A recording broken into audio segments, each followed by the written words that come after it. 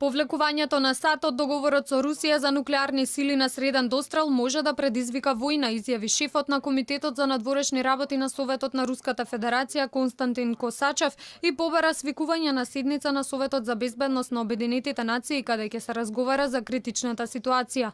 Западните сојузници на САД ќе треба да направат избор, дали да се одлучат за истиот пат, што може да доведе до нова војна или да застанат на страна на здравиот разум, судејки по инстинктот за самоодржување, бидејќи ретко кој ќе преживее нуклеарен конфликт, кој се приближува по унилатерална одлука на САД.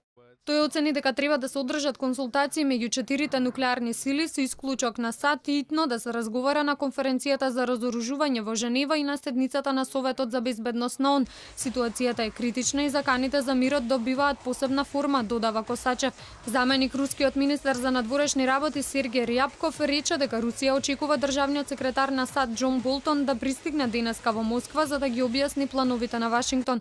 Председателот на САД Доналд Трамп изјави дека САД ќе се повлече од договорот за среден дострел на нуклеарни сили, бидејќи Русија го крши договорот, но не понуди никакви примери на прекршување. Русија го прекрши договорот. Многу години наназад го прекршува. Ние нема да дозволиме да го прекршуваат повеќе нуклеарниот договор и да произведуваат оружје, а на нас не ни е дозволено. Ние сме тие што го подпиша и се придржуваше до договорот, но Русија за жал не го почитуваше овој договор.